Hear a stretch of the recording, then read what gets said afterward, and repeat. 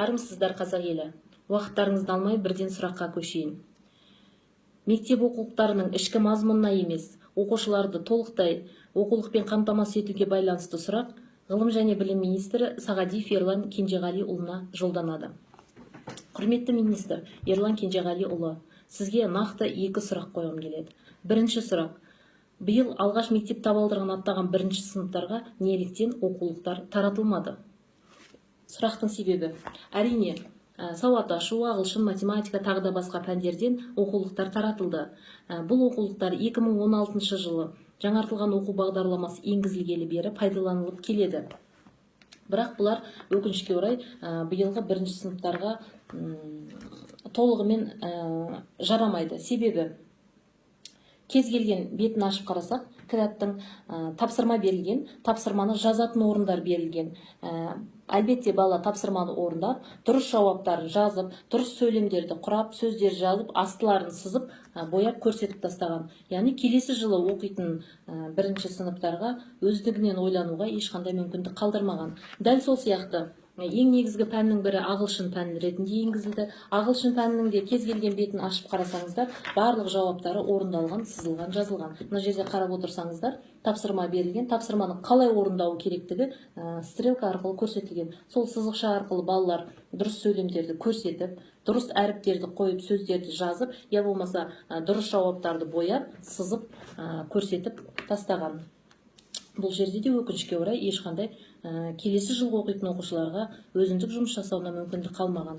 Дәл сол сияқты ең негізгі пәндердің бірі математика. Математиканы оқыту арқылы баланың ойлау жүйесін қалыптастырамыз, дамытамыз дейміз, бірақ өкінішке орай биылғы бірінші сыныптарға олай болмай тұр.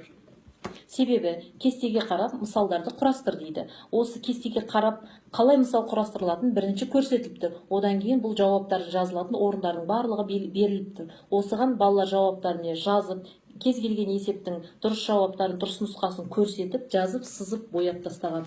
Яғни бұл кітаптардың барлығы алдыңғы жылғы оқып кеткен бірінші сынып оқушыларын жазуға, сызуға, бояуға арналған, орысша айтқанда черновигі.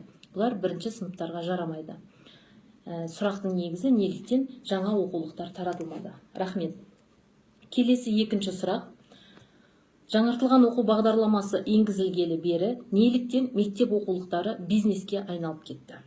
Бұлай дейтін себебіміз, кез келген пәннің дәл осыған ұқсас жұмыс дәптері болады. Бірақ ондай жұмыс дәптерлері мектептен таратылмағандықтан әр ата-ана әр пәннен комплект дейміз, 10 мың теңге мен 15 мың теңге аралығында ақша шығарып баласына сатып алуы керек оқыту үшін. Жағдайы бар отбасы сатып алады, жағдайы жоқ ата-аналар балаларын жай ғана дәптермен жібереді. Енді бір сыныпта 2 оқушыда жұмыс дәптері бар, 2 оқушыда жұмыс дәптері жоқ. Міне осыдан келіп ата-ана мен ата-ананың арасында, оқушы мен оқушының арасында алауыздық туындайды. Және көптеген жағдайы жоқ отбасылар бұндай жұмыс дәптерлерін сатып алуға жағдайларын келмей отыр жағдайлары.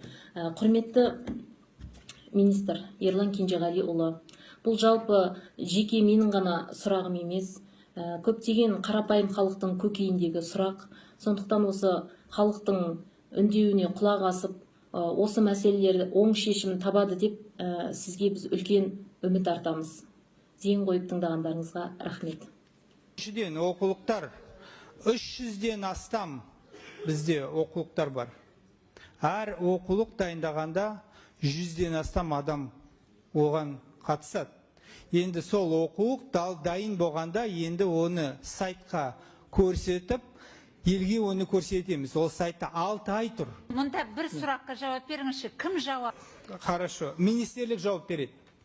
Қателік болса, оны өзгерту болады ғой. Енді қателік қалса әр оқулықта, мен барып, қазір бар елге барып, оқулықтарда, әр оқулықтарда қателікті табам.